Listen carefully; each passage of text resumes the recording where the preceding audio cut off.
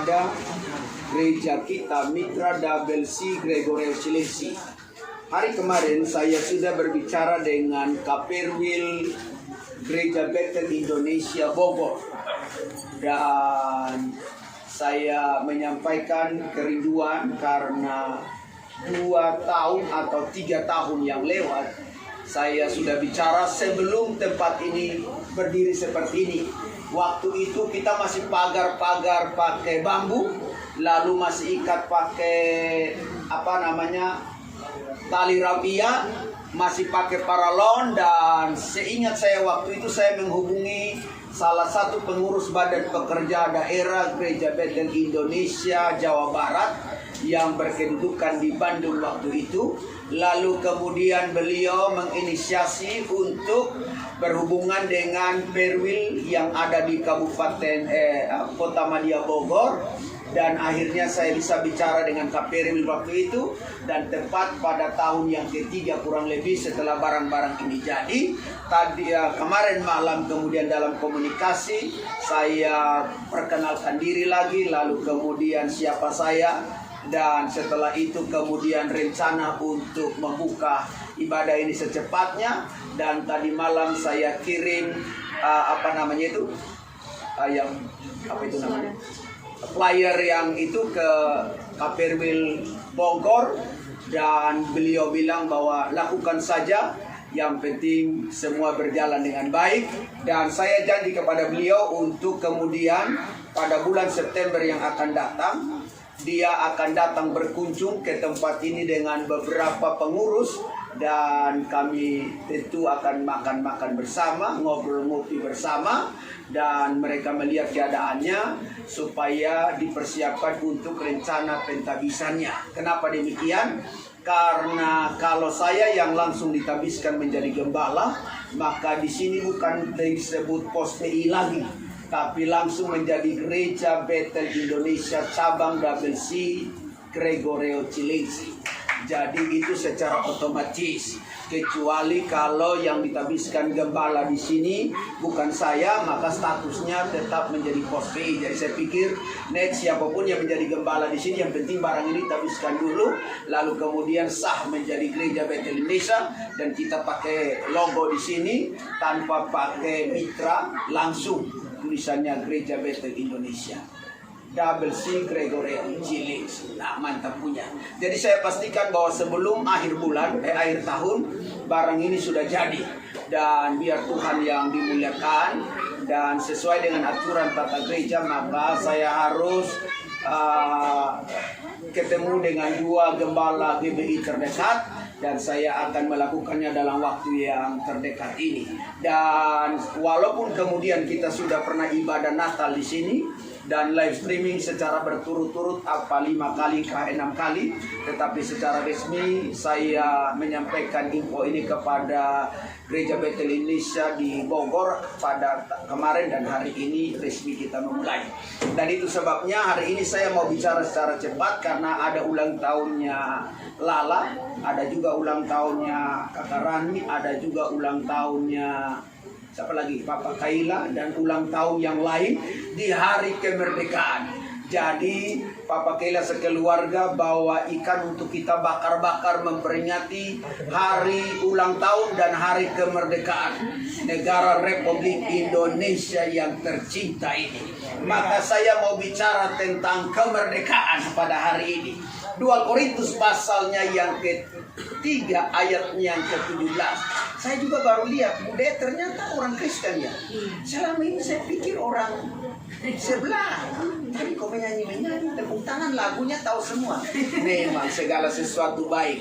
Jadi untuk LPO sekeluarga, lalu untuk Vindi, pokoknya ibadahnya di sini aja. Kecuali kalau ada tugas WL baru pergi ke Cililitan. Seterusnya setiap jam 5 sore di sini aja. Nggak usah capek-capek ke Cililitan lagi. Kecuali kalau ada tugas WL baru ke sana. Kalau enggak, siapa yang mau di sini? Ya kan? Kalau yang dari Cililitan nggak datang, maka kita khotbah tanpa orang, ya kan? Iya, nanti Sumadi yang khotbah aja kalau nggak ada. 2 Korintus pasal 3 ayat 17, Alkitab berkata, sebab Tuhan adalah roh. Alkitab berkata Tuhan adalah roh. Dan memang itu adalah betul. Tetapi kemudian ketika Yesus datang ke dalam dunia, tentu dia tidak membawa dirinya sebagai pribadi roh. Karena kalau demikian maka kita tidak akan mungkin lihat dia. Maka dia menjadikan dirinya berwujud seperti manusia biasa seperti kita. Melalui kelahirannya dari rahim Maria yang kemudian dikerjakan oleh pekerjaan roh itu sendiri. Dan di mana ada roh Allah, Alkitab berkata di mana ada roh Allah.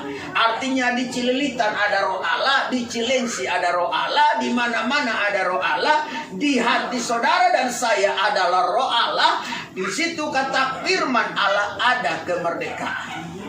Jadi di mana ada roh Allah, maka di situ ada kemerdekaan. Bapak Ibu Saudara yang dikasihi oleh Tuhan Yesus Kristus, apa yang ingin saya bagikan bagi saudara dalam perihal ayat ini? Yang pertama adalah kemerdekaan dalam hal apa ketika ada roh Allah di situ. Memang ada begitu banyak hal, prinsip yang barangkali Alkitab bicarakan dan sampaikan. Tetapi saya hanya ingin bicara dua hal prinsip bagi kita pada sore hari ini, supaya kita mengerti bahwa di mana ada roh Allah maka di situ ada kemerdekaan. Kemerdekaan bertalian dengan hal apa yang saya catat? Pertama, kemerdekaan dalam menghampiri Allah dan mengimani.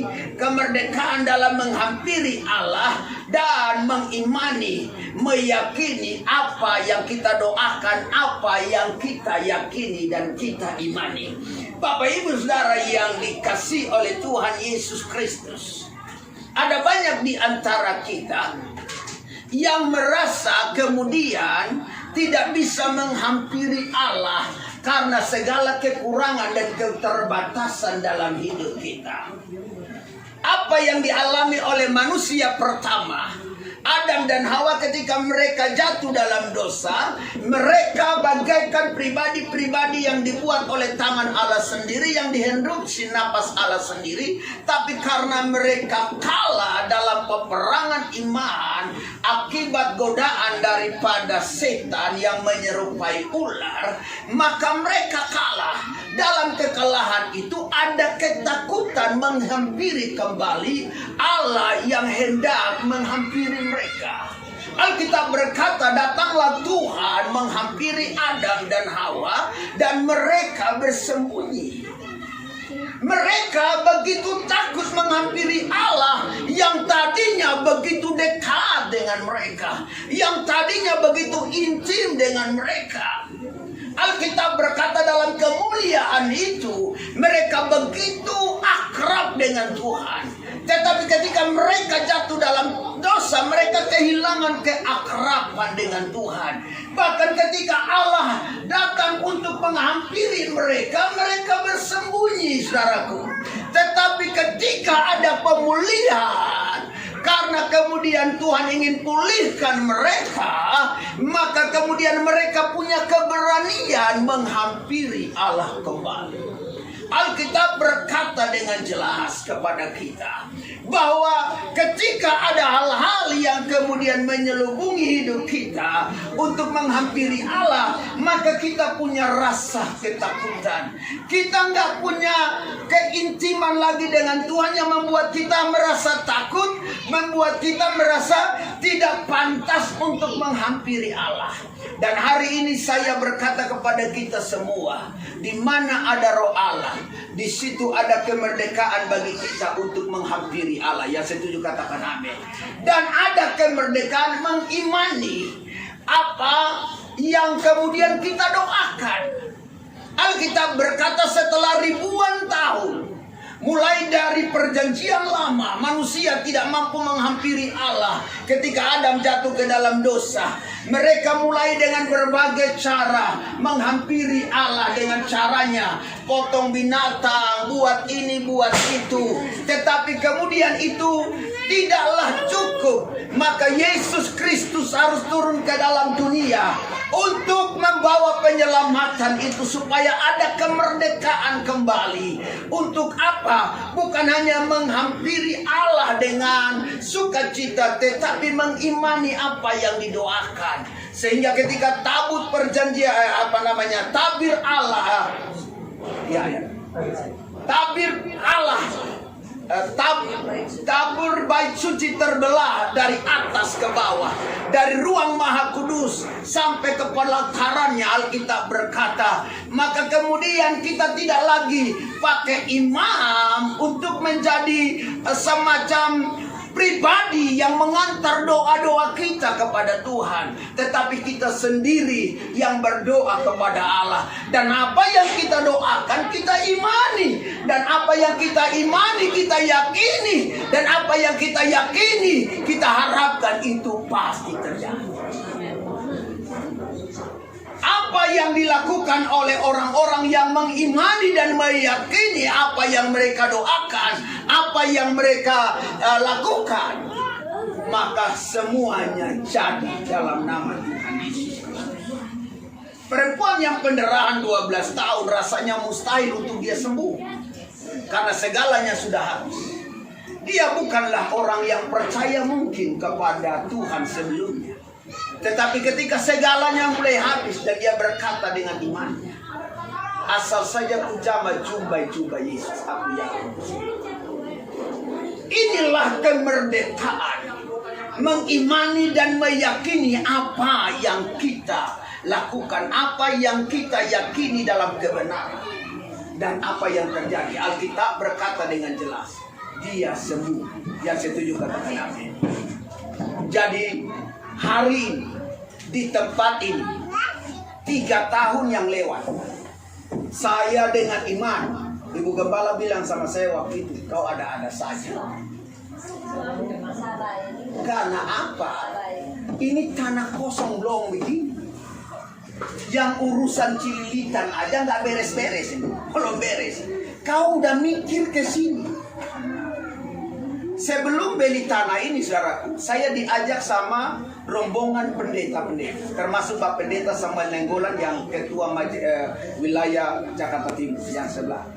Lalu di dalamnya ada pendeta Opa John Titahelu yang sudah almarhum, ada pendeta Jogi Siagian, ada pendeta Milka, ada pendeta siapa lagi, beberapa pendeta Jakarta Timur, Boy Sipautar almarhum.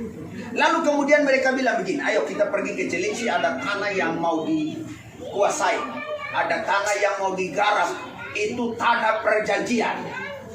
Saya tidak mau. Lalu mereka bilang, kalau nggak mau gimana? Ini kesempatan.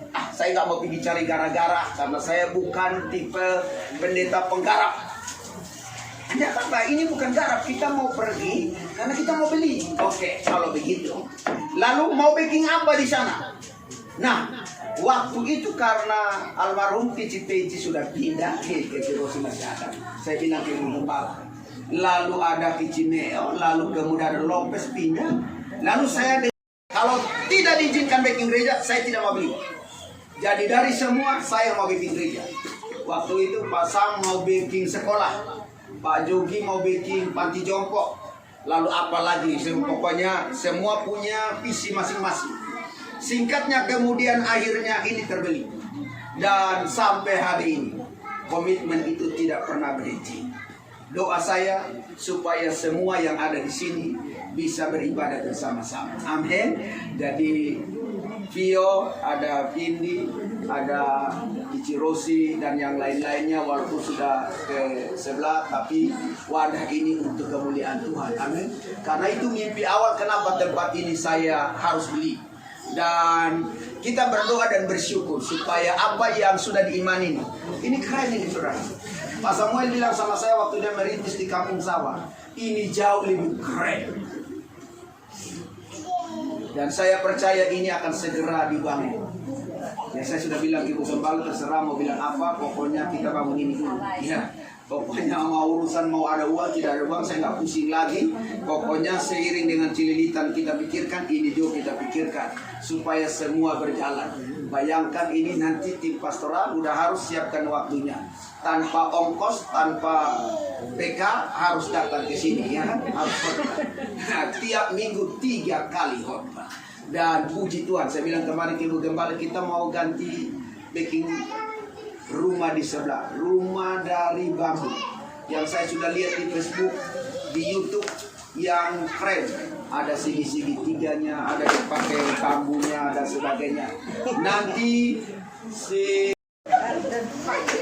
saudara tahu itu mau bikin kolam renang, sudah anak-anak berenang sih, iya kan keren. Dan saya mau bikin kolam renang yang agak sedikit bagus. Ada kolam renang di atas, di bawah ada kolam ikan, di atasnya ada sopo-sopo tempat berteduh, beristirahat, tinggal keren punya. Haleluya. Walaupun masih pakai terpal hari ini, besok nanti jadi. Saudara kalau nginap di sini, tinggal berenang, tinggal mancing ikan, tinggal petik buah-buahan yang 3 tahun lagi ini akan berbuah semua. Haleluya. Dan kita bersyukur kemarin Pak Samuel udah berkati orang di sini. Keren toh? Dan nanti pestanya di sebelah. Kalau kita jemaat yang pesta, bikin pesta di sini, saudara akan pesta sehari-harian tanpa ada yang larang. Yang kedua, yang terakhir, di mana ada Roh Allah, di situ ada kemerdekaan. Kemerdekaan bertalian dengan hal apa? Kemerdekaan dalam melakukan firman. Apa yang kita lakukan dalam firman, yaitu merdeka dari setiap ketegangan dan kepanikan kehidupan. Tegang, panik, ya. Karena gara-gara baking ini, kas gereja kosong sampai hari ini. Miss Andri, Cici Timo, pusing. Sedikit-sedikit saya minta uang. Itu apa? Tadinya kan ini mau baking cuma saya hitung pertama ini nggak sampai 5 juta. Waktu pengerjaannya itu banyak makan uang. Ini kan nyusul ini semua. Tadi tidak dirancang ini, triplek ini. Tidak ada dirancang, hanya pakai ini. Saya pikir-pikir nanti roboh. Ini tadinya kan cuma segini nih luasnya. Tapi setelah kita mau bikin Natal, bikin kasih lebar lagi. Lihat ini. Dan saya percaya dia tidak akan model kayak begini.